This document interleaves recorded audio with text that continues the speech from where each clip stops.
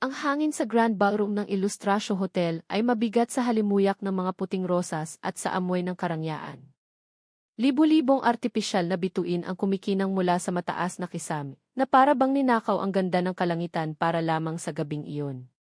Ito ang Gabi ng Pag-asa, isang charity gala na pinangunahan mismo ni Marco de Alva, ang EFE ng isa sa pinakamabilis na lumagong real estate corporation sa bansa.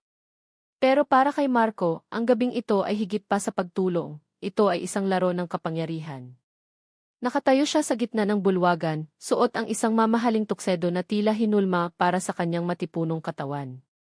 Bawat ngiti niya ay kalkulado, bawat pakikipagkamay ay may kaakibat na layunin. Sa kanyang tabi ay si Isabel Montero, ang kanyang magiging asawa, na nakasuot ng isang kumikinang na pulang gown. Si Isabelle ay hindi lang basta isang magandang mukha, siya ang nag-iisang tagapagmana ng Montero Conglomerate, at ang kanilang pagsasama ay ang pinakahihintay na pagsasanib puwersa sa mundo ng negosyo. "You've outdone yourself, darling," bulong ni Isabel. Ang kanyang mga daliring may mamahaling singsing ay marahang humaplos sa braso ni Marco. "My father is very impressed." Ngumiti si Marco, isang ngiting hindi umabot sa kanyang mga mata. "That's the goal, Isabel. Impress the king to win the kingdom." Ang si King D ay si Don Ricardo Montero, isang matandang lalaki na may mga matang kasing lamig ng yelo, na kasalukuyang nakikipag-usap sa isang senador sa kabilang dulo ng bulwagan. Ang gabing ito ang huling pagsubok. Kung magiging matagumpay ang lahat, bukas ay pipirmahan na ang kasunduan ng pagsasanib ng kanilang mga kumpanya, isang hakbang na magpapatibay sa trono ni Marco bilang isa sa mga pinakamakapangyarihang tao sa bansa. Ito ang pangarap niya. Ito ang dahilan ng kanyang mga gabing walang tulog, ng mga relasyong nasira, ng mga sakripisyong ginawa niya. Ang lahat ay para sa seguridad na hindi maibigay sa kanya ng kanyang ama, isang lalaking namatay na may bitbit na kahihiyan ng pagkalugi. Ang pagiging mayaman ay hindi isang pagpipilian para kay Marco, ito ay isang pangangailangan, isang kalasag laban sa multo ng kahirapan na patuloy na humahabol sa kanya. Para sa pamilya, sabi niya sa sarili, kahit na ang pamilyang tinutukoy niya ay ang alaala na lang ng isang ama at ang pangakong hindi niya mararanasan ang sinapit nito. Ngunit sa gitna ng tagumpay, may isang bahagi sa kanya na nakakaramdam ng pagkalamig, isang kabago ang hindi niya maintindihan. Tumingin siya sa paligid, sa mga taong may suot na maskara ng kasiyahan, at napagtanto niyang suot din niya ang isa. Habang abala si Isabel sa pakikipag-usap sa mga bisita, nagpasya si Marco na lumayo sandali. Naglakad siya patungo sa isang mas madilim na bahagi ng bulwagan, malapit sa pasilyo kung saan naglalabas-masok ang mga staff ng catering. Huminga siya ng malalim, sinusubukang alisin ang bigat sa kanyang dibdib. Doon niya siya nakita. Sa una, isa lamang siyang anino sa gitna ng mga unipormadong waiter. Isang babaeng nakatayo malapit sa isang mesa ng mga pagkain, inaayos ang mga plato sa paraang may partikular na pagkakasunod-sunod. May kung anong pamilyar sa kanyang mga kilos, sa paraan ng pagtungo ng kanyang ulo. Nang bahagya siyang lumingon, tinamaan ng ilaw ang kanyang mukha, at ang puso ni Marco ay tila huminto sa pagtibok. Hindi. Hindi maaari. Pero ang mga mata niyang sanay sa detalye ay hindi maaaring magkamali. Ang malambot na kurba ng kanyang panga, ang hugis ng kanyang mga labi, ang buhok na itim na nakatali sa isang simpleng pusod. Pagod ang kanyang mga mata, may bahid ng lungkot na hindi pa naroon dati, pero siya pa rin iyon. Si Elara, ang kanyang dating asawa. Ang babaeng iniwan niya para sa pangarap na ito, ay naririto ngayon, nagtatrabaho bilang isang tagapagsilbi sa gabi ng kanyang pinakamalaking tagumpay. Para siyang binuhusan ng nagielong tubig.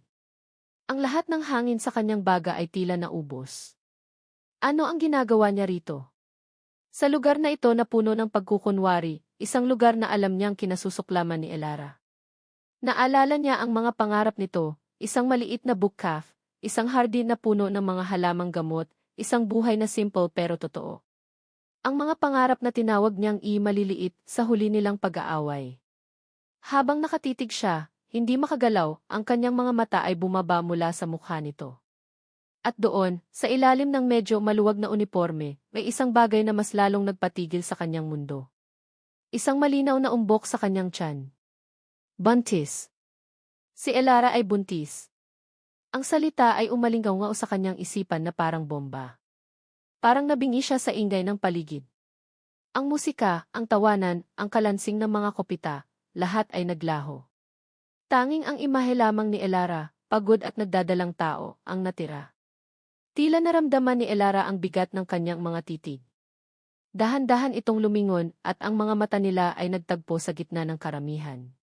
Nakita ni Marco ang lahat sa mga mata nito sa loob ng isang segundo, pagkabigla, sakit, at pagkatapos ay isang mabilis na pader ng lamig na itinayo nito para protektahan ang sarili. Bahagyang nanginig ang kamay nito na may hawak na tray. Hindi siya nagsalita. Hindi rin siya kumilos.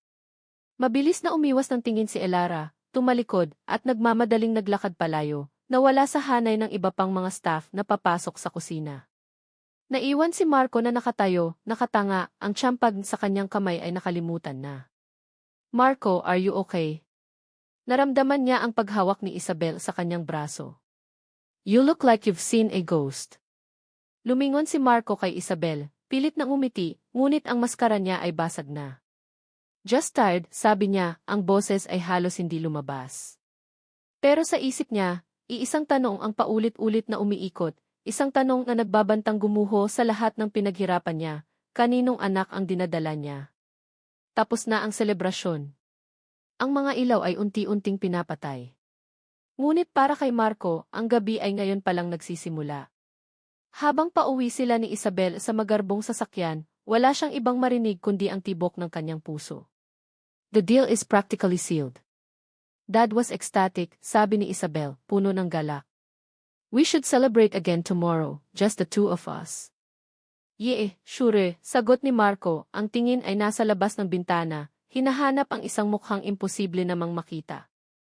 Pagdating sa kanyang penthouse, nagdahilan siyang may nakalimutang papeles at mabilis na bumalik sa hotel. Pero huli na ang lahat. Ang catering team ay nakaalis na. Tinanong niya ang event manager, isang babaeng may makapal na salamin. Ang catering service para sa event, tanong niya, pilit na pinapakalma ang boses. Sino ang contractor? Ah, sir, Lina's Kitchenette. Last-minute replacement po sila, sagot ng manager. Wala po kaming contact details ng individual staff nila, sa may-ari lang po. Kinuha ni Marco ang numero, nagpasalamat at bumalik sa kanyang sasakyan. Sa loob ng sasakyan, sa gitna ng katahimikan ng gabi, bumalik ang lahat. Ang mga alaala ay bumuhos na parang isang marahas na ulan. Flashback. Hindi mo ba maintindihan, Elara, sigaw ni Marco, ang boses niya ay umalingaw sa maliit nilang apartment noon. Mga plano at papeles ng kanyang negosyo ang nakakalat sa mesa. I'm building an empire. Para sa atin to. Para sa kinabukasan natin. Nakatayo si Elara sa harap niya, yakap ang sarili. Hindi siya umiiyak. Mas masakit ang anyo niya kaysa kung umiiyak siya. Isang imperyo na wala akong lugar, Marco. Gabi-gabi, kayakap mo ang mga pangarap mo habang ako, nag-iisa sa kama natin. Nakalimutan mo na ang anibersaryo natin. Nakalimutan mo nang umuwi. These are sacrifices, jit niya. Hindi, mahinang sagot ni Elara, umiling-iling. Ito ay pagpili. At pinili mo na sila kaysa sa akin. Hinaplos niya ang isang maliit na kwaderno sa ibabaw ng mesa, ang kwaderno kung saan nakasulat ang mga ideya nila para sa isang maliit na negosyo, isang book cafe na may kasamang mga organic na produkto. Ang pangarap nila. Pati ito, sinasabi mong maliit na pangarap lang. Isang abala sa pag-angat mo. Natigilan si Marco. Sa galit at pagod, isang malupit na salita ang kumawala sa kanyang bibig. Dahil ang hinaharap ko ay walang puwang para sa maliliit na pangarap na ganyan. Kailangan kong lumipad, Elara. At hindi kita pwedeng buhatin. Isang nakabibinging katahimikan. Nakita niya ang pagkabigla at sakit sa mga mata nito bago ito dahan-dahang tumango. Walang salita. Kinabukasan, pag-uwi niya, wala na si Elara. Tanging ang singsing nila sa kasal ang naiwan sa ibabaw ng unan nito. Hindi niya siya hinabol. Binalot siya ng kanyang orgulyo. Sinabi niya sa sarili na ito ang tama, na ito ang sakripisyong kailangan. That's a flashback. Napahampas si Marco sa manibela. Ang sakit ng alaalang iyon ay sariwa pa rin at ngayon mas matindi pa dahil sa imahe ng kanyang pagbubuntis. Samantala, sa isang maliit at nangungupahang apartment sa kabilang bahagi ng syudad, hinuhubad ni Elara ang kanyang uniforme. Bawat galaw niya ay mabigat. Pagod na pagod siya. Kumusta ang gabi ng mga mayayaman? Tanong ng isang boses mula sa kusina. Si Lina, ang kanyang matalik na kaibigan at may-ari ng Lina's Kitchenette, ay naghahain ng mainit na sabaw. Si Lina ay kabaligtaran ni Elara, prangka, walang preno ang bibig, at matatag na nakatapak sa lupa. Isang malaking pagkakamali, sagot ni Elara, naupo sa silya at hinaplos ang kanyang tiyan. Sinabi ko naman sa'yo, delikado. Pero kailangan natin ng pera, sabi ni Lina, inilapag ang mangkok sa harap niya. Ang may-ari ng apartment, nagbanta na naman. Kung hindi tayo makabayad sa isang linggo. Hindi na tinapos ni Lina ang sasabihin.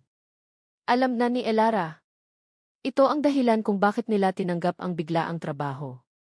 Ang maliit na negosyo ni Elara, isang online shop ng mga organic soaps na sinimulan niya matapos ang diborsyo, ay nalugi. Ang lahat ng naipon niya ay naubos. Ngayon, ang tanging yaman niya ay ang batang dinadala niya at ang kaibigang hindi siya iniiwan. Nakita ko siya, Lina, mahinang sabi ni Elara. Natigilan si Lina. Sino? Si Gago.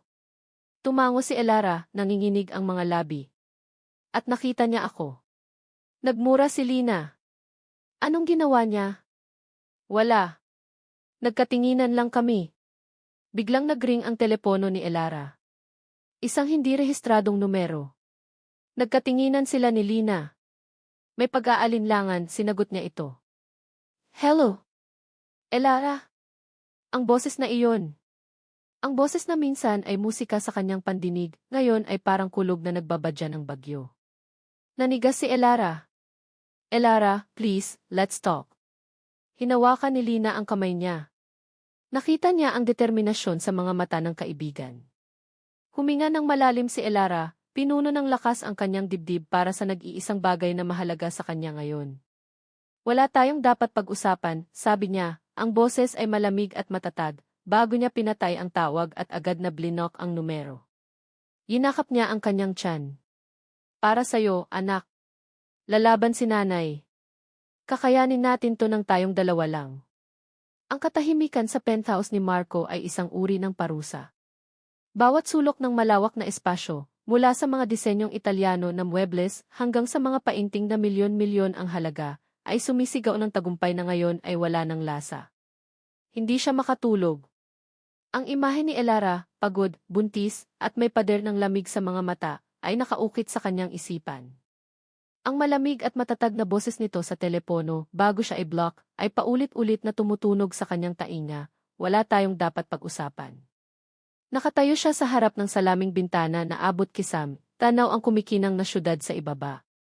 Ito ang tanawing pinangarap niya, ang patunay na nakaahon na siya sa putik kung saan lumubog ang kanyang ama. Ngunit ngayong gabi, ang mga ilaw ng syudad ay tila mga matang nanghuhusga. Marco. Naramdaman niya ang presensya ni Isabel sa likod niya. Lumapit ito, ang seda nitong roba ay humahagod sa sahig. Hindi ka pa natutulog? May problema ba sa kasunduan? Ang una niyang naisip ay ang negosyo. Ito ang pundasyon ng kanilang relasyon. Wala, mabilis niyang sagot, pilit na pinapakalma ang sarili. Iniisip ko lang ang mga huling detalye. I want everything to be perfect. Pinagmasdan siya ni Isabelle, ang kanyang mga mata ay matalas at mapanuri. You've been distracted since the gala. Parang milya-milya ang layo ng isip mo. Hinaplos nito ang kanyang likod. Kung ano man yan, sana masabi mo sa akin. We're partners, remember? Tumango si Marco at pilit na ngumiti. Of course. Pagod lang siguro. Ngunit alam ni Isabel na may higit pa rito. Ang isang babaeng sanay sa mundo ng kapangyarihan ay marunong bumasa ng mga bitak sa perpektong pagkukunwari. Kinabukasan, hindi na natiis ni Marco. Kailangan niyang malaman ang kalagayan ni Elara. Tinawagan niya ang numerong nakuha niya, ang numero ng Lina's Kitchenette. Isang matinis na boses ang sumagot. Lina's Kitchenette, ano iyon? I'm looking for Elara, diretsong sabi ni Marco. Saglit na natahimik ang kabilang linya. Sino to? Marco de Alva. Narinig niya ang isang mahinang mura. Ah, si Senorito Gago pala. Bakit? Anong kailangan mo sa kaibigan ko? Hindi pa ba sapat na winasak mo ang buhay niya dati? Natigilan si Marco sa direktang pag-atake. I just want to know if she's okay. Okay. Sa tingin mo magiging okay siya? Matapos mong iwan, matapos malugi ang maliit niyang negosyo, matapos niyang magtrabaho ng halos walang pahinga para lang may pambayad sa upa. Huwag mo na siyang guluhin. Kaya na naming wala ka. At ibinaba ang telepono. Ang bawat salita ni Lina ay karayom na tumusok sa kanyang budhi. Nalugi ang negosyo. Nagtatrabaho para sa upa. Ang sitwasyon ay mas malala pa sa inaakala niya. Ang pagmamataas ay walang lugar dito. Huminga siya ng malalim at gumawa ng isang desisyon na alam niyang hindi magugustuhan ni Elara, ngunit sa tingin niya ay kailangan. Gumamit siya ng isang pribadong investigador, hindi para manmanan si Elara, kundi para lamang alamin ang eksaktong sitwasyon ng tinitirhan nito. Ang ulat ay dumating sa loob lamang ng ilang oras, mabilis at brutal, isang maliit na apartment sa isang lumang gusali, 3 buwan ng huli sa upa, at may notice of eviction na nakapaskil na sa pinto. Hindi na nag-isip pa si Marco. Dala ng guilt at ng isang desperadong pangangailangang may gawin, nagmaneho siya papunta sa address na iyon. Mula sa kanyang mamahaling sasakyan, kitang-kita niya ang gusali. Kupas ang pintura, may mga basag ang bintana. Ang puso niya ay dinurog. Paano niya hinayaang humantong sa ganito ang babaeng minsan niyang pinangako ang aalagaan? Ayaw niyang kumatok. Ayaw niyang harapin muli ang mga matang puno ng galit. Kaya ginawa niya ang alam niyang gawin, ang paraan ng isang taong sanay na sinusukat ang lahat sa pera. Mula sa kanyang wallet, kumuha siya ng isang makapal na pligo ng tig-1,000 piso, sapat para bayaran ang ilang buwang upa at higit pa. Inilagay niya ito sa isang puting sobre. Walang sulat. Ano nga ba ang isusulat niya? Patawad? Masyadong mababaw. Gamitin mo to. Masyadong arogante. Ipinasok niya ang sobre sa ilalim ng pinto. Isang kilos na tila solusyon, ngunit sa totoo lang ay isang pag-amin ng kanyang kaduwagan. Habang naglalakad siya pabalik sa kanyang sasakyan, pakiramdam niya ay hindi siya ang tagapagligtas. Pakiramdam niya ay isa siyang kriminal na bumabalik sa lugar ng kanyang krimen. Sa loob ng apartment, natagpuan ni Lina ang sobre habang nagwawalis. Uy, ano to? Binuksan ito ni Elara. Nang makita niya ang laman, ang mukha niya ay hindi nagpakita ng tuwa o ginhawa. Sa halip, namutla siya at pagkatapos ay napalitan ito ng isang malamig na galit. Hayop siya, bulong ni Elara, nanginginig ang mga kamay na hawak ang pera. Elara, pera yan. Malaking tulong to, sabi ni Lina, hindi maintindihan ang reaksyon ng kaibigan. Problema na natin to, di ba? Ito na ang sagot. Umiling si Elara, ang mga mata ay nagsisimulang mamasa. Hindi ito tulong, Lina. Ito ay insulto. Ito ay awa. Para niyang sinabing, heto ang pera, bilhin mo ang katahimikan mo at huwag mo na akong guluhin. Para niyang sinabing tama siya, na hindi ko kayang tumayo sa sarili kong mga paa. Itinapon niya ang pera sa mesa. Bawat piraso ng papel ay parang nagliliyab na uling. Hindi ko kailangan ng limos niya. Hindi ko ibebenta ang dignidad ko para sa kaginhawaan niya. Kinuha niya ang sobre at walang awang pinunit ito.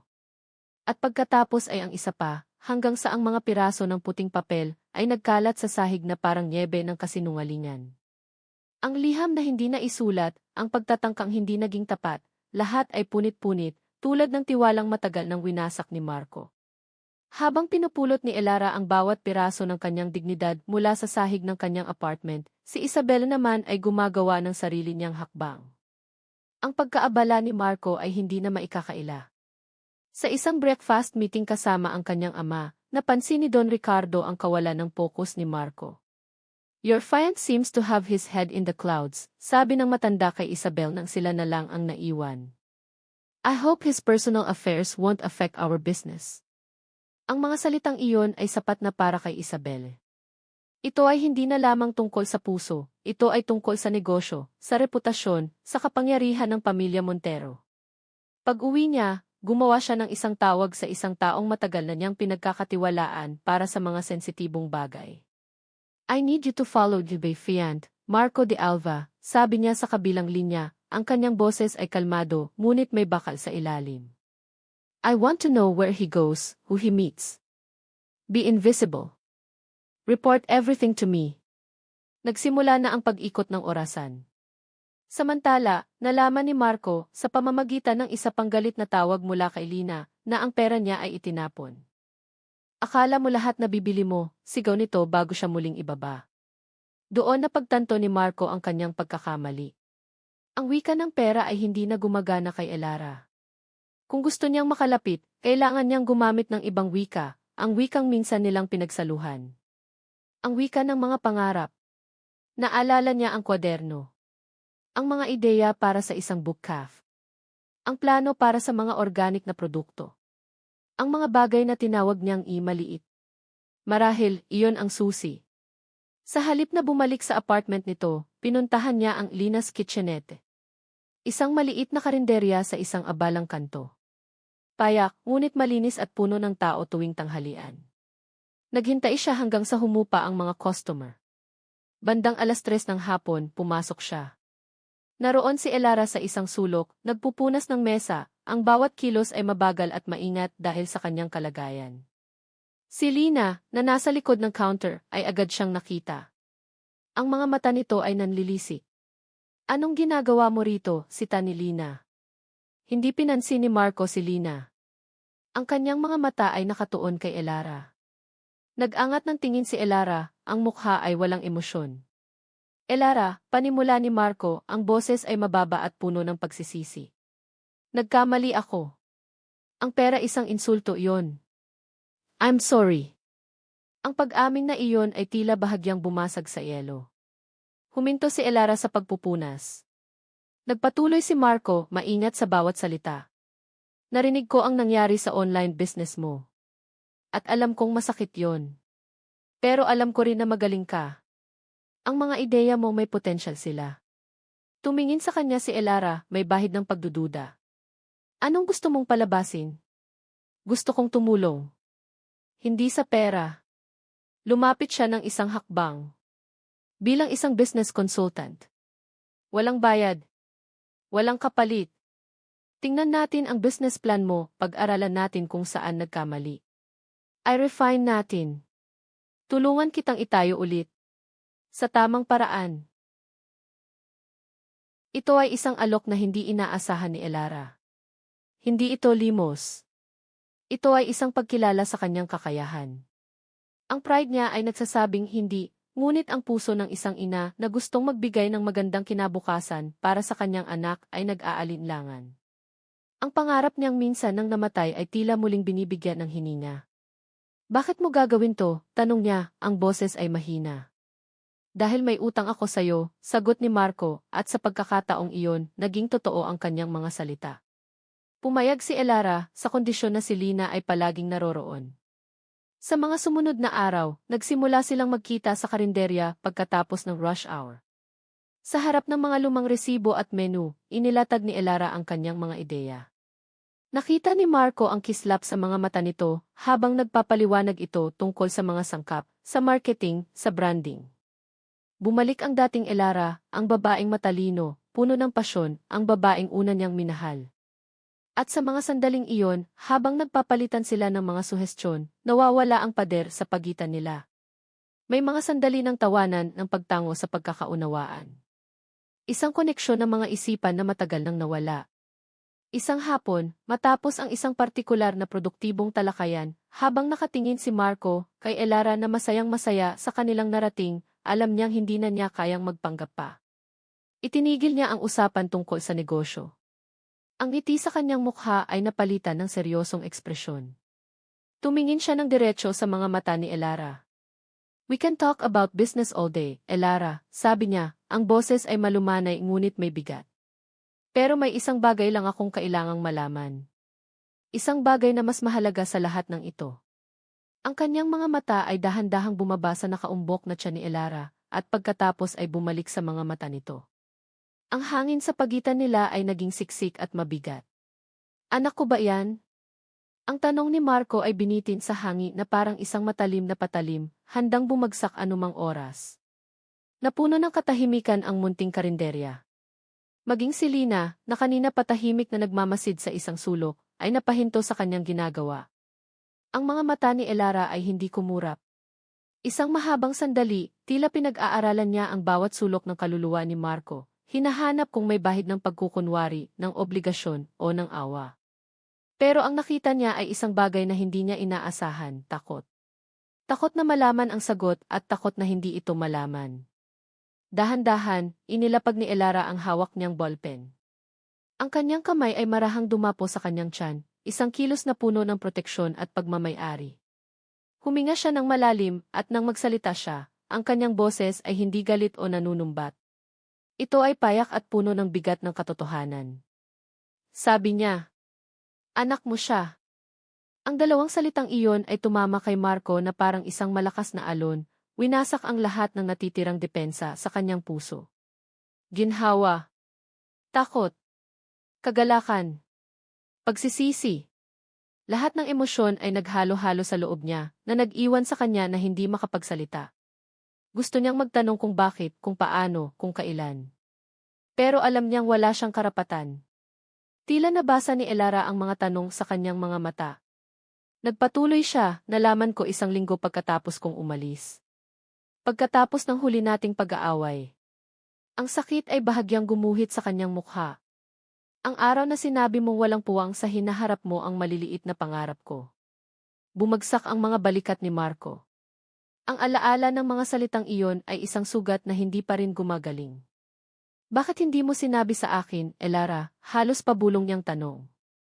Isang mapait na ngiti ang sumilay sa labi ni Elara. Para ano, Marco? Para pilitin kang panagutan kami? Para maging isa na namang sakripisyo sa listahan mo? Ayokong maging isang obligasyon. Ayokong lumaki ang anak ko sa isang tahanan kung saan nararamdaman niyang isa siyang pabigat sa mga pangarap ng ama niya. Ang bawat salita ay isang sampal ng katotohanan. Iyon nga ang gagawin niya noon. Iyon ang klase ng lalaki na siya noon. I deserve better, dagdag ni Elara, ang boses ay naging mas matatag. At ang anak ko, he or she deserves the world. At kung hindi mo kayang ibigay yon ng buong puso, mas gugustuhin kong ako na lang mag-isa ang magbigay. Ang kanyang paninindigan ay hindi nagmula sa galit, kundi sa isang malalim na pagmamahal ng isang ina. Samantala, sa isang marangyang opisina sa kabilang panig ng syudad, si Isabelle ay nakatitig sa isang sobrang kulay kape na nasa ibabaw ng kanyang mesa. Kakarating lang nito, inihatid ng isang mensahero. Ito ang unang ulat mula sa kanyang pribadong investigador. May pag-aalinlangan, binuksan niya ito. Sa loob ay mga litrato. Si Marco, bumababa sa kanyang sasakyan sa isang lugar na hindi pamilyar. Si Marco, pumapasok sa isang maliit na karinderya. Si Marco, kausap ang isang babae. Pinagmasdan niyang mabuti ang babae. Pamilyar. At bigla, naalala niya. Ang waiter sa charity gala. Ang babaeng may malungkot na mga mata. At pagkatapos, nakita niya ang iba pang mga litrato. Mga kuha mula sa malayo, ngunit malinaw. Ang babae, nakatayo, at ang kanyang pagbubuntis ay hindi na maitatago. Ngunit ang huling piraso ng impormasyon sa ulat ang nagpatigil sa paghinga ni Isabelle. Hindi ito litrato, kundi isang maikling talata. Ang babae ay si Elara Reyes, dating asawa ni Marco de Alva. Ayon sa paunang pagsisiyasat, ang maliit na online business na sinimulan ni Elara 2 taon na ang nakalipas, ngayon ay nalugi na, ay may kapansin-pansin na pagkakatulad sa Project Nightingale. Isang matagumpay na lifestyle brand na inilunsad ng Montero Conglomerate noong nakaraang taon. Project Nightingale. Ang proyektong personal na pinamahalaan ni Isabel.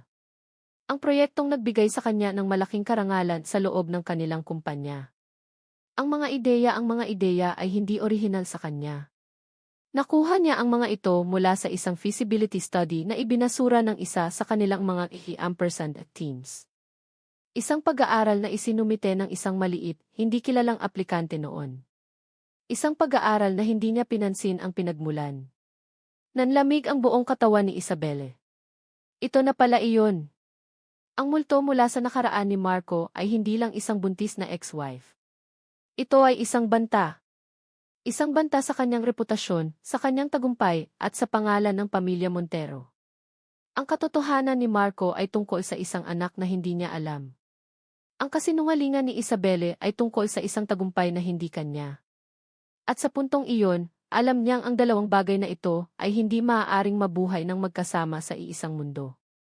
Kailangang may isang mawasak. Kinagabihan, ang tensyon sa penthouse ni Marco ay masusukat. Hinihintay ni Isabelle ang kanyang pagdating. Sa mesa ay nakahanda ang paboritong alak ni Marco, 2 kopita, at ang sobreng kulay kape. Nang pumasok si Marco, ang kanyang mukha ay pinaghalong pagod at isang bagong determinasyon. Ang pag-uusap nila ni Elara ay nag-iwan sa kanya ng malinaw na layunin. Kailangan niyang ayusin ang lahat. Simula kay Isabelle.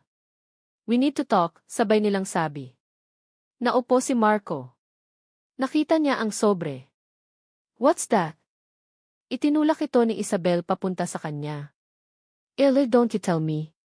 Binuksan ni Marco ang sobre at nakita ang mga litrato. Ang kanyang puso ay bumagsak, ngunit hindi dahil sa takot na mahuli. Bumagsak ito dahil alam niyang ito na ang katapusan ng isang pagkukunwari. "Before you say anything," sabi ni Isabelle, ang boses ay kasing lamig ng yelo, "let me tell you what I know. I know about Elara. I know she's your ex-wife. I know she's pregnant. And I know you've been seeing her." Hindi nagsalita si Marco. Hinayaan niya itong magpatuloy. "What I don't understand is dagdag ni Isabelle. Is it love? Pity? Or something else?" Kinuha niya ang huling papel mula sa sobre, ang report tungkol sa Project Nightingale. "Or is it about this?" Nang mabasa ni Marco ang tungkol sa pagnanakaw ng ideya, isang bagong galit ang pumuno sa kanya. Galit para kay Elara, na ninakawan hindi lang ng asawa kundi pati ng pangarap. Galit para sa sarili niya dahil naging bahagi siya ng mundong ito. "Her business plan," bulong ni Marco. "You stole it, T." "Stole is a strong word," sagot ni Isabelle, hindi natitinag. "Let's call it inspiration. Business is war, Marco. You know that. The weak get eaten." Tumingin si Marco sa babaeng nasa harap niya. Hindi na niya ito kilala. Ang nakikita niya ay isang salamin ang pinakamasamang bersyon ng kanyang sarili, ambisyoso, walang awa, at walang konsensya. "And now," sabi ni Isabelle, "we have a problem. Pregnant ex-wife with a legitimate claim to one of our most successful projects. That's bad for business. That's bad for the Montero name." Itinayo niya ang kanyang kopita. "So here's the choice, Marco. It's very simple." Tumingin siya ng diretso sa kanyang mga mata. "You have to destroy her. Publicly. We will release a statement saying she's a disgruntled ex-wife trying to extort money. We'll paint her as a liar, a fraud. We will crush her and this ridiculous claim. You will stand by side, we will get married, and our empire will be secure." Huminto siya, pinakiramdaman ang bigat ng kanyang mga salita. "That's option 1. Or, tanong ni Marco, ang kanyang boses ay mapanganib na kalmado. "Or, sabi ni Isabelle, you side with her. And if you do, the merger is off. Islay father will not just pull out, he will make it his personal mission to destroy you. Every partner, every investor you have, he will turn them against you. You will lose everything you've worked so hard for. You will be back to where you started. A nobody. Just like your father." Ang pagbanggit sa kanyang ama ang huling patak. Ito na ang sandali. Ang pinakamalaking pagpili sa buhay niya. Ang daan ng kapangyarihan, kasama ang isang babaeng gawa sa yelo. O ang daan ng kawalan, kasama ang isang babaeng nasaktan niya at ang isang anak na hindi pa niya nakikilala. Noon, ang pagpili ay madali lang. Pero ngayon, matapos makita ang kislap sa mga mata ni Elara, matapos malaman na magiging ama na siya, ang mga gusali at kontrata ay tila mga laruan na lamang. Ang totoong imperyo ay hindi gawa sa bakal at salamin. Ito ay gawa sa pagmamahal at pamilya. Tumayo si Marco. Kinuha niya ang kanyang susi at wallet mula sa mesa. Hindi niya tiningnan si Isabelle. "I choose her," sabi niya, bawat salita ay isang panata. "I choose them." Hindi na niya hinintay ang sagot. Naglakad siya palabas ng pinto. Iniwan ang isang nagingit-ngit na si Isabelle, ang alak na hindi nainom, at ang imperyong gawa sa mga kasinungalingan. Sa unang pagkakataon sa loob ng maraming taon, kahit napapunta siya sa kawalan, naramdaman niyang buo ang kanyang pagkatao. Ang mga sumunod na araw ay isang bagyo. Tinupad ni Isabelle ang kanyang banta. Kinabukasan, ang balita ng pagkansela ng pinakamalaking merger ng taon ay gumimbal sa mundo ng negosyo. Ang mga dahilan ay malabo, ngunit ang mga bulungan ay mabilis na kumalat, pinalakas na makinarya ng mga Montero. Si Marco de Alva ay hindi mapagkakatiwalaan, pabago-bago ng isip, isang malaking risk. Ang kanyang telepono ay hindi tumigil sa pagring. Mga tawag mula sa mga galit na investor, mga nag-aalalang board members, at mga partner na bigla na lang umaatras sa mga kasunduan. Ang kanyang stock prices ay bumagsak. Ang imperyong binuo niya sa loob ng isang dekada ay nagsimulang gumuho na parang isang kastilyong buhangin. Ngunit sa gitna ng lahat ng ito, si Marco ay kahangahangang kalmado. Isang gabi, pagod at may pasa na bigat ng mundo, nagmaneho siya papunta sa apartment ni Elara. Hindi na siya nag-abalang magsuot ng mamahaling damit. Isang simpleng t-shirt at maong lang ang suot niya. Hindi na siya ang sihi na sinusubukang ayusin ang lahat. Isa na lang siyang lalaki. Kumatok siya sa pinto. Si Lina ang nagbukas, handa nang magalit, ngunit natigilan nang makita ang anyo ni Marco. Wala na ang yabang. Ang natira ay pagod at determinasyon. Nasaan si Elara? Tanong ni Marco. Lumabas si Elara mula sa kanyang silid. Nabasa niya ang mga balita. Alam niya ang nangyayari. Ang kanyang ekspresyon ay pinaghalong pag-aalala at pagtataka. Marco, anong ginawa mo? Tanong niya. Ginawa ko ang tama, sagot niya, isang simpleng pahayag na may malalim na kahulugan. Lumapit siya. Wala na ang merger, Elara. Malamang sa mga susunod na linggo, wala na rin ang kumpanya ko. Mawawala sa akin ang lahat. Hinawakan niya ang mga kamay nito. Malamig ang mga ito. Pero nandito ako. Hindi bilang isang milyonaryo na gustong iligtas ka. Nandito ako bilang si Marco. Ang ama ng anak mo. Isang lalaking walang-wala pero handang magsimula ulit. Mula sa simula. Kasama kayo. Ang mga mata ni Elara ay napuno ng luha. Ito ang lalaking minsan niyang pinangarap na makasama, hindi ang Marco na naghahabol ng mundo, kundi ang Marco na handang bitiwan ang mundo para sa kanya. Bakit? Halos pabulong niyang tanong. Dahil naintindihan ko na, sabi ni Marco, ang kanyang hinlalaki ay marahang humahaplos sa kamay nito. Ang tunay na pamilya ay hindi binubuo para may pag-iwanan ka ng yaman. Binubuo ito para may dahilan kang mabuhay. Para sa pamilya mali ang pagkakaintindi ko noon. Hindi ito tungkol sa pera o kapangyarihan. Tungkol pala ito sa pag-uwi. At kayo-kayo ang tahanan ko. Sa unang pagkakataon, hindi na umiwas si Elara. Sa halip, hinigpitan niya ang hawak sa kamay ni Marco. Isang tahimik na pagtanggap. Isang tahimik na pangako. Sa gitna ng gumuho nilang mga mundo, doon sa maliit na apartment na iyon, nagsimula silang magtayo ng bago. Nagsimula ang kanilang bagong buhay sa paraang simple at mahirap.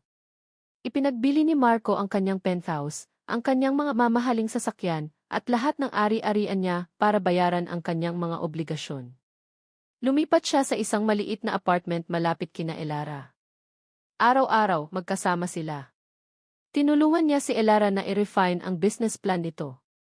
Gamit ang natitirang kaalaman niya sa negosyo, gumawa sila ng isang mas matatag na pundasyon para sa pangarap ni Elara. Hindi na ito isang maliit na pangarap. Ito na ang kanilang pangarap. Naghanap sila ng mga maliliit na suppliers, nag-eksperimento sa mga produkto sa maliit na kusina ni Lina, at nag-ipon ng kaunting puhunan mula sa pinagbentahan ng mga gamit ni Marco. May mga gabing napapagod sila, nawawala ng pag-asa. Ngunit sa mga sandaling iyon, titingnan lang nila ang isa't isa, hahaplusin ni Elara ang kanyang tiyan, at maaalala nila kung bakit sila lumalaban. Nagkakaroon ng mga kikilig di moments sa gitna ng paghihirap, isang biglaang paghawak ng kamay habang nag-aaral ng spreadsheets, isang pagtawa dahil sa palpak na mixture ng sabon, isang pag-akbay habang sabay silang nakatingin sa pagsikat ng araw pagkatapos ng isang gabing walang tulog. Ang lalaking dati ay nag-uutos sa daan-daang empleyado ay natutong magbuhat ng mga kahon, mag-ayos ng mga stocks, at maglinis ng kusina. At sa bawat pawis na tumutulo sa kanyang noo, mas lalo siyang gumagaan, mas lalo siyang nagiging totoo. Ang araw na iyon ay nagsimula tulad ng iba.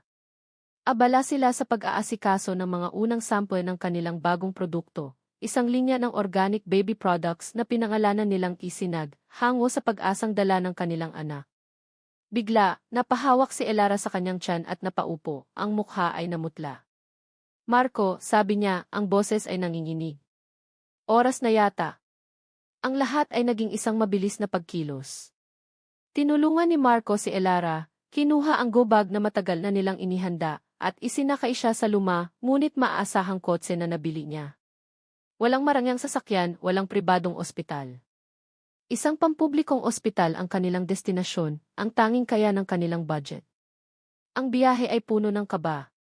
Hawak ni Marco ang kamay ni Elara, bumubulong ng mga salita ng pagpapalakas, kahit na ang sarili niyang puso ay kumakabog ng malakas. Kaya mo yan, mahal. Nandito lang ako. Ang salitang mahal ay lumabas ng natural, na parang hindi ito nawala. Sa ospital, ang lahat ay magulo at maingay, malayo sa katahimikan ng mga pribadong suite na dati niyang kinasanayan. Ngunit dito, sa gitna ng totoong buhay, naramdaman ni Marco na mas nararapat siya. Hindi siya umalis sa tabi ni Elara. Hawak niya ang kamay nito sa bawat hirap, pinupunasan ang pawis sa noo nito, at sinasabing kaya nila ito. Pagkatapos ng ilang oras na puno ng sakit at pag-asa, isang malakas na iyak ng sanggol ang pumuno sa delivery room. It's a girl, anunsyo ng doktor. Dinala ng nurse ang maliit na sanggol na nakabalot sa puting lampin at inilagay sa mga braso ni Elara. Pagod ngunit nagliliwanag ang kanyang mukha. Tumingin siya kay Marco, ang mga mata ay puno ng luha ng kagalakan. She's perfect, sabi ni Elara. Inabot niya ang sanggol kay Marco. Ang mga kamay ni Marco na sanay humawak ng mga kontrata at ballpen ay nanginginig habang kinakarga niya ang kanyang anak sa unang pagkakataon. Napakaliit. Napaka-perpekto. Ang maliliit nitong mga daliri ay humawak sa kanyang hintuturo. Sa sandaling iyon, ang lahat ng sakit, lahat ng paghihirap, lahat ng nawala sa kanya ay nagkaroon ng kahulugan. Hi, Aurora, bulong niya, ang luha ay malayang dumadaloy sa kanyang mga pisngi. Pinangalanan nila siyang Aurora, para sa bukang liwayway ng kanilang bagong buhay. I'm your papa. Sa mga sumunod na araw, ang mundo nila ay umikot kay Aurora. Magkatuwang sila sa lahat ng bagay. Si Marco, na dati hindi marunong magtimpla ng kape, ay naging eksperto sa pagtimpla ng gatas at pagpapalit ng lampin. Si Elara, habang nagpapagaling, ay nakahanap ng bagong lakas sa pagtingin sa dalawang taong pinakamamahal niya. Ang kanilang maliit na apartment ay naging isang tahanan, pinuno ng iyak at tawa ni Aurora, at ng isang pagmamahalang muling nabuo, mas matatag at mas totoo kaysa dati. Lumipas ang isang taon. Ang Isinag Organics ay hindi naging isang biglaang tagumpay, ngunit ito ay dahan-dahang lumago. Nagsimula sa online, kumalat sa pamamagitan ng word of mouth, at ngayon ay may maliit na kiosk na sila sa isang lokal na bazaar. Si Elara ang puso ng operasyon, at si Marco ang utak sa likod ng diskarte. Sila ay isang perpektong team. Ang buhay ay simple ngunit masaya. Ang kanilang kaligayahan ay hindi na nasusukat sa bank accounts, kundi sa mga unang hakbang ni Aurora, sa kanyang unang pagtawag ng Ki Mama at Hi Papa, sa mga gabing magkayakap silang tatlo sa isang maliit na kama. Isang hapon, isinama ni Marco si Elara sa isang lugar na pamilyar. Ito ang lot kung saan nila unang pinangarap ang kanilang book cafe. Matagal nang nakatiwangwang. Anong ginagawa natin dito? Tanong ni Elara. Ngumiti si Marco. Naalala mo pa ba? Tumango si Elara, isang mapanglaw na ngiti sa kanyang mga labi. Elara, sabi ni Marco, humarap sa kanya at kinuha ang kanyang mga kamay. Noon, tinawag kong maliit ang pangarap na ito. Isa iyon sa mga pinakamalaking pagkakamali ko. Dahil ang anumang pangarap na kasama ka, gaano man kasimple, ay mas malaki pa sa kahit anong imperyo. Mula sa kanyang bulsa, kinuha niya hindi isang mamahaling singsing na diamante, kundi isang simpleng singsing na silver, na may maliit na ukit ng araw sa gitna, ang simbolo ng kanilang tisinag. Hindi ko maibabalik ang mga taon na sinayang ko. Hindi ko mabubura ang sakit na naidulot ko.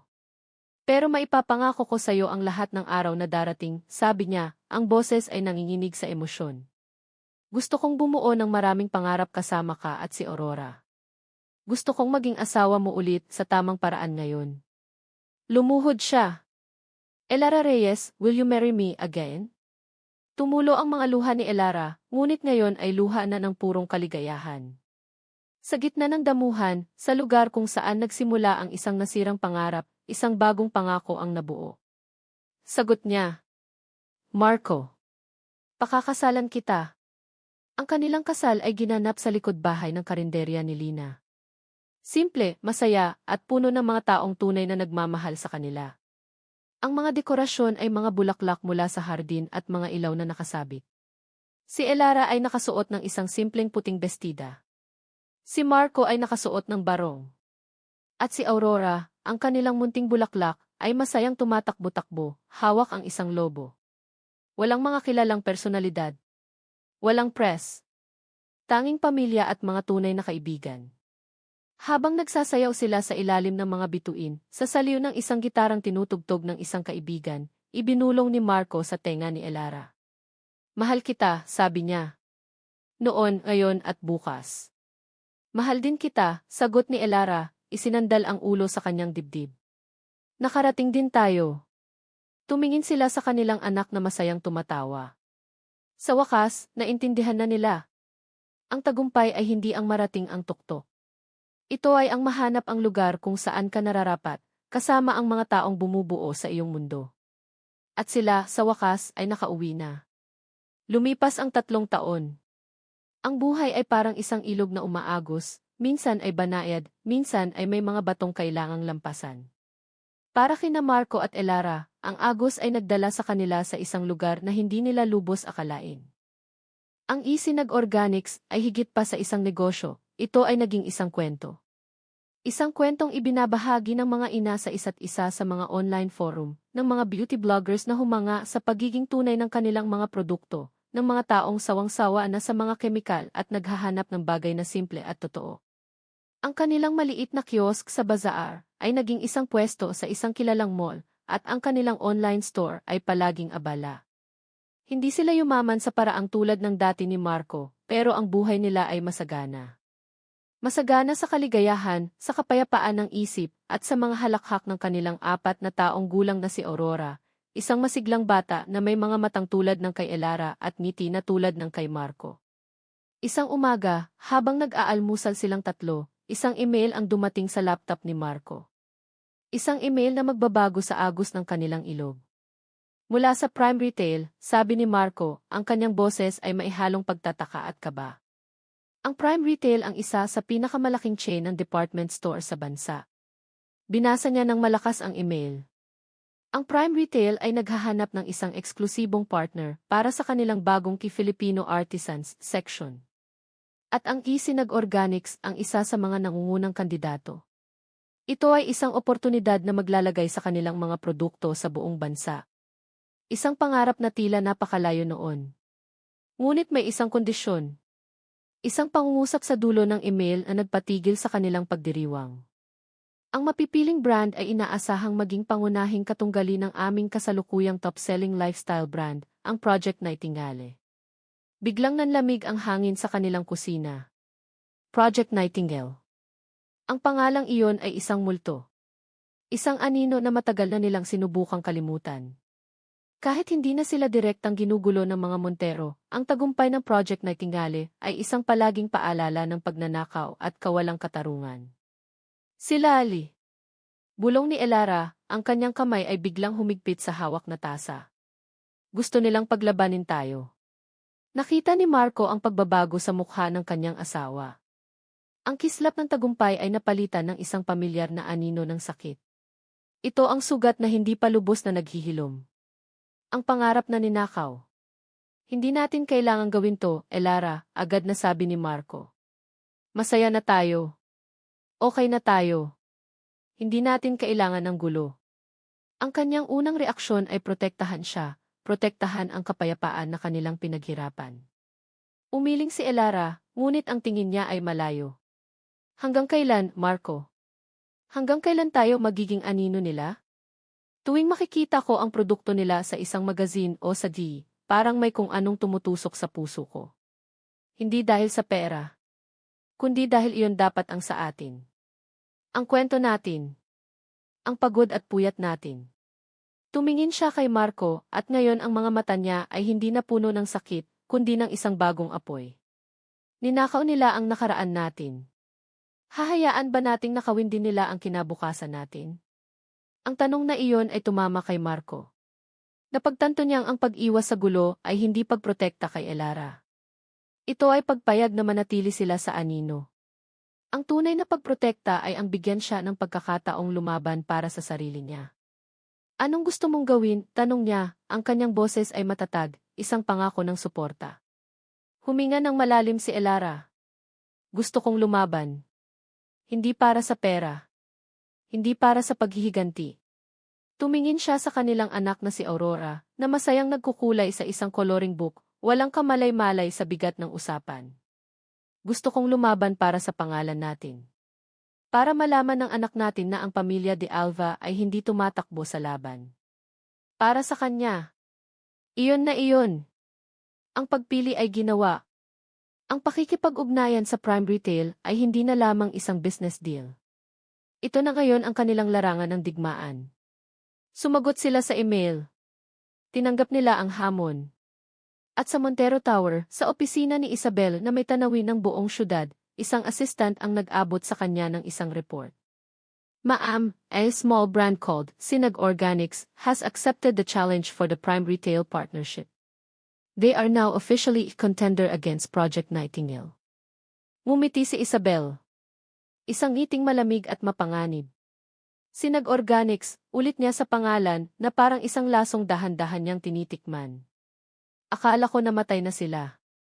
Well then, sabi niya, habang tinitingnan ang syudad sa ibaba. It's time to remind them who owns the air. Ang anino ng tagumpay ay nagsimula ng humaba at sa ilalim nito, isang bagyo ang namumuo. Ang desisyon na labanan ang Project Nightingale ay nagbigay ng bagong enerhiya sa Sinag Organics. Ngunit alam ni na Marco at Elara na hindi sila maaaring manalo sa pamamagitan lamang ng kalidad ng produkto. Ang laban na ito ay laban sa isang higante, isang laban ng kwento at ng puso. Hindi natin sila matatalo sa advertising budget, sabi ni Marco isang gabi habang pinag-aaralan nila ang kanilang diskarte. Ang kanilang maliit na opisina ay puno ng mga sample, mga chart at mga tasa ng kape. Ang lakas natin ay ang katotohanan. Doon nabuo ang kanilang kampanya, ang kwento sa likod ng Sinag. Sa halip na magbayad para sa mga mamahaling endorser, ginamit nila ang kanilang maliit na budget para gumawa ng isang serye ng mga maikling video. Hindi ito makintab. Hindi ito perpekto. Ito ay totoo. Isang video ay nagpakita kay Elara, sa kanilang hardin, personal na pinipitas ang mga halamang gamot na sangkap ng kanilang sabon. Ikinuwento niya kung paano nagsimula ang lahat sa isang pangarap na tulungan ang mga taong may sensitibong balat, tulad niya.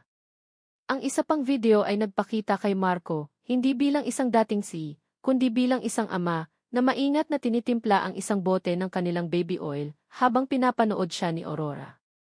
Gusto naming gumawa ng mga produkto na kampante kaming gamitin sa sarili naming anak, sabi niya sa kamera. Ang kampanya ay nagsimulang gumawa ng ingay. Ang mga tao ay naantig sa kanilang katapatan. Nagsimulang pag-usapan ng mga tao, hindi lang ang produkto, kundi ang pamilya sa likod nito. Ang Sinag Organics ay naging simbolo ng isang negosyong may kaluluwa. Ngunit ang bawat tagumpay nila ay isang sampal sa mukha ni Isabel Montero. Mula sa kanyang toreng gawa sa salamin, pinanood niya ang pag-angat ng Sinag na may lumalagong galit. Ang pag-atake sa Project Nightingale ay isang pag-atake sa kanyang kakayahan, sa kanyang pangalan. At si Isabel ay hindi kailanman natatalo. Isang hapon, nakatanggap ng tawag si Elara mula kay Mang Carding, ang matandang magsasaka na pangunahing supplier nila ng pinakamataas na kalidad na lavender at chamomile. Pasensya na, Ma'am Elara, sabi ni Mang Carding, ang boses ay puno ng pag-aalala. Hindi na muna ako makakapag-deliver sa inyo. May isang malaking kumpanya na lumapit binili nila ang lahat ng ani ko para sa buong taon. Triple ang presyo. Alam agad ni Elara kung sino ang nasa likod nito. Kinabukasan, ang kanilang supplier naman ng virgin coconut oil ang tumawag. Parehong kwento. Isa-isang pinutol ni Isabelle ang kanilang mga ugat. Walang hilaw na sangkap, walang produksyon. She's strangling us, sabi ni Marco, ang kanyang mga kamay ay nakakuyom sa galit. Gumagamit siya ng mga taktikang alam kong gawin. Kasabay nito, isang mas malaking dagok ang dumating. Isang tawag mula sa isang abogado. Nakatanggap kami ng cease and desist letter mula sa Montero Conglomerate, sabi ng abogado. Inaakusahan nila kayo ng maliciously imitating the packaging and brand story of Project Nightingale. Kabaligtaran, sigaw ni Elara sa telepono. Sila ang nagnakaw sa amin. Ang mundo nila ay nagsimulang gumuho. Nang gabing iyon, sa gitna ng kanilang kawalan ng pag-asa, isang hindi inaasahang tawag ang natanggap ni Marco. Isang pamilyar na boses mula sa kanyang nakaraan. Si Jimmy Velasco, isang bilyonaryong negosyante at mortal na kaaway ng mga Montero. Narinig ko ang ginagawa sa iyo ng mga Montero, de Alva, sabi ni Velasco, ang boses ay puno ng tuso. They drew first blood. It's time to fight back. I have information, resources. I can fund your legal battle. I can help you crush them. All I ask is you come work for me after. Let's build an empire together that will swallow the Monteros whole. Ang alok ay isang laso na nakabalot sa ginto. Ito ang pagkakataong bawiin ang lahat. Ang yaman. Ang kapangyarihan. Ang paghihiganti. Ang kailangan lang niyang gawin ay bumalik sa pagiging lobo. Tumingin si Marco kay Elara, na nakaupo sa sahig, napapalibutan ng mga papeles ng kanilang negosyo, ang mukha ay puno ng pagod. Tumingin siya sa pinto ng silid ni Aurora. Ano ang halaga ng isang pangalan? Ang pangalan ba na kinatatakutan sa business world? O ang pangalan na may pagmamalaking binabanggit ng iyong anak? Velasco, sabi ni Marco, ang kanyang desisyon ay buo at hindi na mababago. I appreciate the offer. But Jimbay Empire is already here in this small apartment. I'm not for sale. Ibinaba niya ang telepono. Ang pagtanggi sa alok ay parang pagpirma sa kanilang katapusan. Ngunit sa pagtingin niya sa mga mata ni Elara, alam niyang ginawa niya ang tamang desisyon. Maaaring matalo sila sa laban na ito, ngunit hindi nila isusuko ang kanilang mga kaluluwa. Ang halaga ng kanilang pangalan ay hindi nasusukat sa pera, kundi sa kung paano sila natutulog ng mahimbing sa gabi. Paano na tayo? Tanong ni Elara, ang boses ay halos pabulong. Hinawakan ni Marco ang kanyang kamay at hinila siya patayo. Lalaban tayo, sabi niya. Sa paraan natin. Nasa bingit na sila ng pagbagsak. Ang kanilang produksyon ay tumigil. Ang kanilang bank account ay paubos na. Ang demanda mula sa mga Montero ay isang espada na nakabitin sa kanilang mga ulo. Anumang oras, maaari silang mawalan ng lahat. Sa isang gabi ng desperasyon, habang si Aurora ay mahimbing na natutulog, binuklat ni Marco ang mga lumang kahon mula sa kanyang nakaraan, mga papeles, mga lumang hard drive, mga bagay na dinala niya mula sa kanyang dating opisina bago ito tuluyang isinara. Naghahanap siya ng kahit ano, isang himala. At doon, sa isang lumang folder na may markang rejected proposals, nakita niya ito. Isang email thread mula 4 na taon na ang nakalipas. Ang petsa ay bago pa man ilunsad ang Project Nightingale. Ito ay isang pag-uusap sa pagitan ng isang junior staff ng Montero Conglomerate at ng kanyang superior. Junior staff, Sir, I'm reviewing this unsolicited proposal from an Elara Reyes. The ideas for organic, story-based marketing are brilliant. I think we should consider this. Superior, Reyes? Never heard of her. We don't entertain unsolicited proposals. File it under reject. But print me a copy of that story-based marketing section. Might be useful for Isabel's new project. Naroon. Itim sa puti. Ang ebidensya. Isang kopya ng email na aksidenteng na-forward sa isa sa mga dating contact ni Marco. Isang maliit na pagkakamali mula sa isang malaking makinarya. Isang himala. Ipinakita niya ito kay Elara. We can sue them. We can win, sabi ni Marco, ang kanyang boses ay nanginginig sa pananabik. Ngunit tinitigan ni Elara ang email at umiling siya. Isang legal na laban ay abuti ng taon, Marco. Maubos ang lahat ng natitira sa atin. At sa huli, magiging isang kwento lang ito ng pera. Hindi iyon ang sinad. Anong gagawin natin? Tanong ni Marco, nalilito. Tumingin si Elara sa kanilang laptop. Sabi mo, ang lakas natin ay ang katotohanan. So let's tell the truth. Naupo siya sa harap ng computer. Hindi siya nagsulat ng isang legal na dokumento. Hindi siya nagsulat ng isang galit na pahayag. Nagsulat siya mula sa puso. Nagsulat siya ng isang bukas na liham. Ang pangalan ko ay Elara de Alva. At ito ang kwento ng aking pangarap. Ikinuwento niya ang lahat. Ang pagsisimula nila ni Marco, ang kwaderno ng mga ideya, ang paghihiwalay nila, ang kanyang pagbangon, ang pagbuo niya ng kisinag mula sa abo ng kanyang mga pangarap. Ikinuwento niya kung paano niya nalaman na ang kanyang ideya ay kinopya, ngunit sa halip na sumuko, pinili niyang lumaban sa pamamagitan ng pagiging mas totoo. Hindi niya binanggit ang pangalan ni Isabel o ng Montero. Nagkwento lang siya. Ang bawat bote ng aming produkto ay hindi lang gawa sa mga natural na sangkap. Gawa ito sa pag-asa, sa pangalawang pagkakataon, at sa paniniwalang ang katotohanan ay palaging magniningning. Ang sinag ay hindi lang isang pangalan. Ito ay isang pangako. Ito ang puso namin. Sa dulo ng liham, in-attach niya ang isang screenshot ng email na nahanap ni Marco. Walang dagdag na paliwanag. Pinindot niya ang post. Ang nangyari pagkatapos ay isang bagay na hindi nila inaasahan. Ang liham ay kumalat na parang apoy. Ibinahagi ito ng daan-daang tao. Pagkatapos, libo-libo. Naging trending topic ito. Ang mga news outlets ay nagsimulang kunin ang kwento. Ang David versus Goliath na tema ay umantig sa puso ng publiko.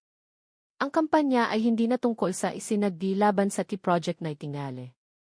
Ito ay naging laban ng isang maliit na pamilya laban sa isang dambuhalang korporasyon. Ang puso laban sa pera. Ang Prime Retail, na nahaharap sa pressure mula sa publiko, ay naglabas ng isang pahayag. We are temporarily suspending our partnership with Project Nightingale pending an internal investigation. Ito ay isang malaking dagok para sa mga Montero. Nang gabing iyon, nakatanggap ng tawag si Marco. Si Mang Carding. Sir Marco, Ma'am Elara, gusto ko lang sabihin, kahit anong mangyari, para sa inyo ang ani ko. Hindi ko kailangan ng pera ng mga Montero. Ang kailangan ko ay ang dangal. Sunod-sunod na tawag ang dumating mula sa iba pang maliliit na suppliers, lahat ay nagsasabing susuportahan sila. Ang puso ng Kisinagi ay hindi lang pala silang dalawa. Ito pala ay isang komunidad. Sa gitna ng lahat, isang gabi, tumunog ang telepono ni Marco. Isang hindi rehistradong numero. Sinagot niya. You won, sabi ng isang pamilyar na boses sa kabilang linya. Si Isabel. Ang kanyang boses ay walang galit. Tanging pagod at pagkatalo. You destroyed me with a story. Hindi kami ang sumira sa'yo, Isabel, sagot ni Marco. You destroyed yourself with a lie. Isang mahabang katahimikan. Tell your wife, sabi ni Isabel, she has a good heart. She should protect it. At ibinaba ang telepono. Nanalo sila. Hindi sa korte, hindi sa boardroom. Nanalo sila sa puso ng mga tao. At iyon ang pinakamahalagang tagumpay sa lahat. 5 taon pagkatapos ng tiliham na nagpabago sa lahat. Ang Montero conglomerate ay dumanas ng malaking dago. Bumagsak ang Project Nightingale. Si Isabel Montero ay nag-resign at umalis ng bansa, malayo sa mata ng publiko. Ang kanilang pangalan ay nabahira ng iskandalo. Ang Isinag Organics sa kabilang banda ay namukadkad. Sila na ngayon ang pangunahing partner ng Prime Retail. Ang kanilang kumpanya ay lumaki, ngunit hindi nila kinalimutan ang kanilang pinagmulan. Nagtayo sila ng isang foundation para tulungan ang mga maliliit na negosyante at mga lokal na magsasaka. Ang kanilang opisina ay hindi isang malamig na torre, kundi isang gusaling may malaking hardin sa gitna kung saan malayang nakakapaglaro ang mga anak ng kanilang mga empleyado. Ang epilogo ay nagbubukas sa isang maaraw na hapon. Si Marco at Elara, na nasa kanilang mid-negatibo 30 na, ay nakaupo sa isang duyan sa malawak na hardin ng kanilang bagong bahay. Hindi ito isang mansyon, kundi isang bahay na idinisenyo para maging komportable at puno ng liwanag. Mula sa kanilang kinaupuan, tanaw nila ang kanilang 9 na taong gulang na anak na si Aurora, na tinuturuan ang kanyang 5 taong gulang na kapatid na lalaki, si Miguel, kung paano magtanim ng sunflower. Naaalala mo ba noon, tanong ni Elara, isinandal ang ulo sa balikat ni Marco. Sa maliit na apartment, pinapangarap lang natin na makabayad ng upa. Ngumiti si Marco. At naaalala ko rin ang isang lalaking akala niya ang imperyo ay gawa sa bakal at salamin. Ano sa tingin mo ang imperyo ngayon? Tumingin si Marco sa kanyang dalawang anak na masayang nagtatawanan habang naglalaro sa lupa. Tumingin siya sa mga kamay ni Elara na nakahawak sa kanya. Ito, sagot niya. Ang imperyo ay ang mga tawa na naririnig mo sa iyong hardin. Ang kapayapaan sa puso mo sa pagtatapos ng araw. Ang pag-alam na ang bawat pagod mo ay para sa kanila. Lumapit si Aurora sa kanila, may dalang isang bagong pitas na sunflower. Para sa'yo, Mama. Salamat, anak, sabi ni Elara, hinalikan ang noo ng anak. Papa, kailan po ulit tayo pupunta sa bukid ni Mang Carding? Tanong ni Aurora. Sa Sabado, sagot ni Marco. At tutulungan mo akong magbuhat ng mga sako ng lavender. Tumawa si Aurora. Ang tanawin ay perpekto. Hindi dahil wala itong problema, kundi dahil ang bawat piraso nito ay pinaghirapan, pinaglaban at minahal. Hindi nila nakuha ang buhay na kanilang pinlano. Nakuha nila ang buhay na para sa kanila. Ang kanilang pag-ibig na sinubok ng ambisyon, binuo muli sa pagpapakumbaba at pinatatag ng katotohanan, ay nahanap na ang tunay nitong sinag. Hindi ito ang katapusan ng kanilang kwento. Ito ang kanilang bukang liwayway. Ang simula ng isang di matapos na umaga na puno ng pag-asa, pag-ibig at mga sunflower.